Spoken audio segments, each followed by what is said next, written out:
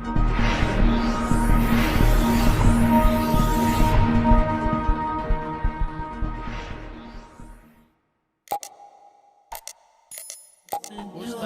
apa yang menyebabkan solat seorang hamba tak diterima oleh Allah? Irji ila salatika fa innaka lam tusalli. Ulangi salatmu karena salatmu batal. Diulanginya lagi. Irji ila salatika fa innaka lam tusalli. Ulangi lagi salatmu karena salatmu batal. Diulanginya lagi. Irji ila salatika. 3 kali ulang. Kenapa salatnya disuruh ulang sampai 3 kali? Karena tidak ada tuma'ninah. Idza aqamta, kalau tegak, hatta tatma'inna qa'iman, tegak. Kalau ruku, hatta tatma'inna raki'an. Subhana rabbiyal azim, subhana rabbiyal azim, subhana rabbiyal azim, subhana rabbiyal azim wa bihamdih. Kalau sujud sampai tuma'ninah. Kalau salat di Masjid Baitur Rahmah pasti tuma'ninah, karena imamnya yang biasa orang tak tuma'ninah salat sendiri macam bambu di hembus angin. Allah Allah Allah Allah Allah Allah Allah Allah Allah Allah. Selesai. Maka sholat berjamaah.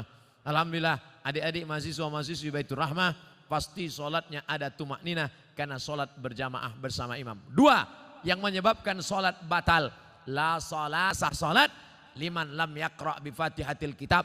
Fatihahnya tak betul. Fatihah rukun sholat, luruskan. Bismillahirrahmanirrahim. Alhamdulillahi rabbil alamin. Ar-Rahmanir-Rahim. Maliki yaumiddin. Iyyaka na'budu wa iyyaka nasta'in. Ihdinas siratal mustaqim. Siratal ladzina an'amta 'alaihim ghairil maghdubi 'alaihim waladdallin. Amin. Betulkan Fatihah. Ngaji Iqra. Ngaji Iqra. Seandainya tak ada ulama dari Minangkabau, mungkin saya tak pandai membaca Quran. Jadi Ustaz dulu ngaji sama siapa? Ulama-ulama Minangkabau yang mengajarkan mengaji. Alif di atas, alif di bawah, i alif depan, u, a, i, u. Di atas itu kan dari Minangkabau. Alif 2 di atas, an, alif 2 di bawah, in, alif 2 di depan, un, an, in, un. Yang tahu berarti udah tua. Anak-anak kini tidak tahu itulah. Apo guru mengaji nan kini bukan dari Minangkabau tapi dari Yogyakarta. Jenenge sopo? Kiai Haji As'ad Humam. A bataba batata batata batasa basaba. Yang dulu hampir seluruh Sumatera itu guru dari Minangkabau. Alif di atas a, alif 2 di atas an. Mengalir pahalanya. Jangan sampai Fatihah tak betul. Apa kiat hijrah? Bagaimana cara agar kita tetap istiqamah? Yang pertama selalu pergi ke rumah sakit. Balik dari sini, jangan pulang ke rumah, pergi ke rumah sakit. Nanti kalau security nanya, mau kemana mbak? Mau nengok orang sakit di rumah sakit. Mau ruangan berapa? Sadonan di siko ingin ambo calia. Saya kalau diajak jamaah, Ustadz ayo kita ke ruang ICU. Datang, tulis dia teh ICU, artinya ICU. Ambo mencaliak waang, waang tak bisa mencaliak ambo. Nampak di sana orang cuci darah, keluar darah dari dalam badan, masuk ke selang, masuk ke mesin, dicuci 5 jam, masuk lagi. Sakitnya berapa? Duitnya berapa? Maka kita yang sehat bersyukur nikmat sehat dengan banyak-banyak beribadah. Tak juga bersyukur nengok orang sakit, pergi ke kubur menengok orang mati. Mim dia tema taya bawati, mati. Tengok bagaimana, apa yang akan dibawa? Tinggal akan dibawa solat. Inna awwala ma yuhasabu bihil abdu yaumal qiyamah. Yang pertama kali dihisap, dihitung hari kiamat, solat. Yang ketiga, buat komunitas. Komunitas alumni Baitur Rahmah. Buat satu contoh sekolah percontohan. Madrasah tahfiz Quran alumni Baitur Rahmah. Anak yatim, uang sekolahnya tanggung. Guru-gurunya. Kalau sudah ada, yang sudah ada itu aja jaga. Alumni-alumni pulang dari sini, buat ikatan alumni, pergi cari mana sekolah. Pak Kepala Sekolah, ya. Berapa guru yang belum digaji? Berapa anak yatim yang belum bayar uang sekolah? Berapa kursi yang patah? Berapa whiteboard yang rusak? Berapa papan tulis yang bolong? Berapa atap yang perlu diganti? Bapak mau ganti? Enggak, batanyo saya mau. Bantulah. Itu yang akan membuat kita istiqomah insya Allah. Saya sebelum datang ke Kota Padang, kami tidak dari Payakumbuh. Padahal kalau dekat dari Pekanbaru dekat Payakumbuh. Tapi kami mutar ke Indragiri Hulu, masuk ke Kuantan Singingi. Kenapa? Karena menyalurkan dana untuk mendirikan madrasah ibtidaiyah di suku terasing di dalam hutan. Itulah yang akan menolong di hadapan Allah Subhanahu wa taala. Nah, jadi adik-adik, kawan-kawan, sahabat-sahabat, buat komunitas. Saya banyak ceramah ke tempat-tempat bertemu dengan komunitas. Ustadz Somad, kami dari komunitas. Apa namanya? Komunitas Jombloan Sejati. Ustadz, kami dari komunitas. Apa namanya? Komunitas Pensiunan Perusahaan Minyak. Ini apa? Komunitas Mantan Tatu-Tatu. Isinya urang nan batatu saudara. Waduh, tatunya ular kobra. Setelah tua, ketek. Jadi cacing pita. Mantap. Ustadz, kami komunitas. Nama komunitasnya? Komunitas Pejuang Subuh. Tertulis di bawah. Pejuang Subuh. Zuhur ndak tiba. Komunitas Pejuang Subuh. Zuhur kemana? Ndak tahu zuhur. Masjid lain Pak Ustadz.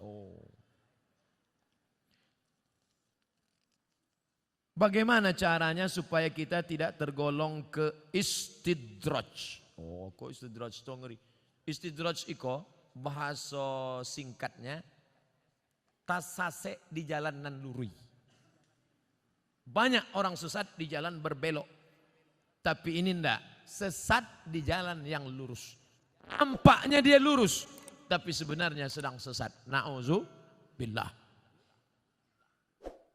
Banyak hartanya, mewah hidupnya, tapi ternyata sedang dimainkan Allah Ta'ala dengan istidraj. Kita banyak salah sangka.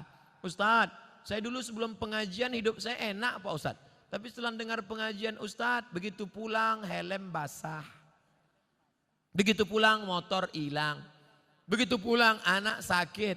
Sesungguhnya Allah sudah sayang kepada engkau, dihapusnya dosa-dosamu. Amin.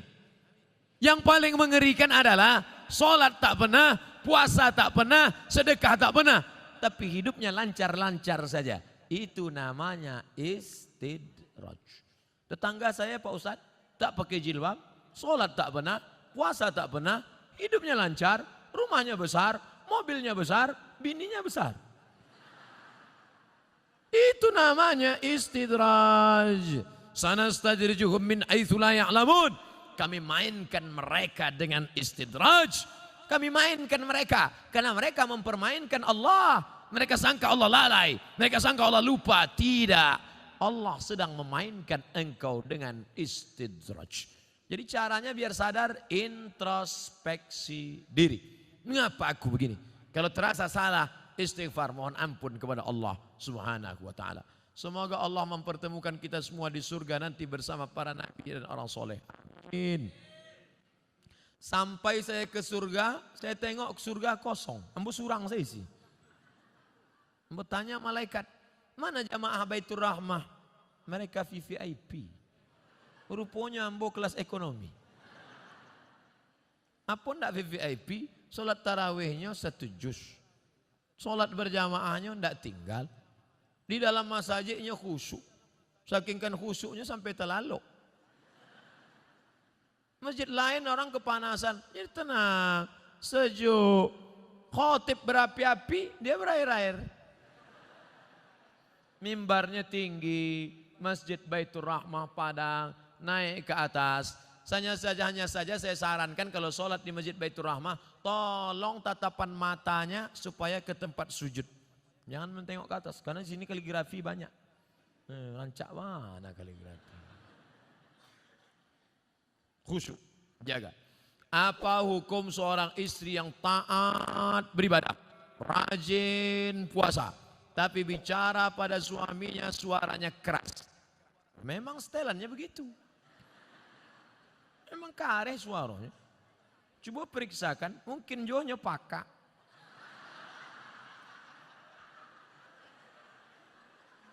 Mungkin ini orang gunung suara keras. Beda sama orang Sunda. Kalau orang Sunda, Mas, hujan. Orang Sunda kalau ngasih tahu suaminya hujan. Lah basah kain baru. Tapi sampai lain enggak, hujan. Nah, jadi jangan serta-merta kalau kareh melawan. Ternyata dia tidak peka, ternyata dia bukan orang gunung, tapi dia melawan. Maka mengatasi istri melawan ada 5 langkah. Yang pertama, fa'izuhun, kasih nasihat. Adinda, come here, sikos sebentar. Janganlah kareh-kareh bersuara. Sakit hati denai. Memang itu setelannya. Fa'izuhun, kasih nasihat tak sempat. Tak mempan kasih nasihat. Wahjuruhunna fil madaji. Kalau tidak berubah, apa boleh buat? Wahjuruhunna fil madaji, pisah tempat tidur. Karena kamu tak juga berubah, kita pisah tempat tidur sebulan. Memang itulah dan ditunggu-tunggu. Nasihat, tidak nyodanga. Ancaman pisah tempat tidur, malah dia berkata itu yang kutunggu. Nan ketiga, wadribuhun. Ada jenis perempuan dipukul baru dia berubah. Wadribuhun, karena tak juga berubah. Begitu mau ditempeleng, dipotonya. Di-uploadnya ke Instagram. Teganya. Tak bisa. Pukul sekarang tak bisa. KDRT, kekerasan dalam rumah tangga. Tak juga bisa. Yang kelima, maka jatuh. Ada satu surat dalam Quran namanya talak. Mediasi dulu, bukan langsung. Jadi bukan mentang-mentang kasar. Ini banyak laki-laki sikit-sikit. Talak 100. Enak aja. Ingat, laki-laki yang pemarah langsung lewat talak 100, talak 1000, jatuhnya 3. Kalau sudah jatuh talak 3, tidak bisa menikah sebelum istri itu menikah lagi dengan laki-laki lain. Dan jangan lupa, orang yang sudah menjatuhkan talak 3, tidak ada yang lebih cantik daripada jelo. Apa itu jelo? Jandolamu. Waspadalah. Maka hati-hati. Langkah yang keempat, fab'atsu hakaman min ahlihi wa hakaman min ahliha. Panggil keluarga laki-laki, panggil keluarga perempuan, nenek mama, panggil semua, panggil pula wali, duduk. Ini harus mediasi. Apa judul tema mediasinya? Mau dibawa kemana hubungan ini? Tak juga mempan, barulah yang kelima, itu langkah sudah mentok tak ada lagi. Puncak barulah tolak. Karena kau tak juga berubah, kau melawan, kau emosi, akhirnya jatuh talak 1 pun masih bisa rujuk 3 bulan. Gimana? Sudah jatuh? Alah, macam itu 10 aku dapat. Bulan 1, gimana? Bulan kedua, 5 aku dapat. Mulai turun harga. Bulan terakhir, aku mau rujuk, masih bisa rujuk. Kalau sampai 3 bulan tidak rujuk, habis, putus. Setelah bulan keempat baru mau rujuk, bisa lagi rujuk, tapi pakai akad baru. Mempelai laki-laki, mempelai perempuan, ada mahar, ada ijab, ada qabul, ada wali, ada saksi 2 orang. Aku nikahkan engkau dengan anakku dengan mahar sebentuk cincin emas tunai sah. Itulah namanya pengantin baru stok lama. Apa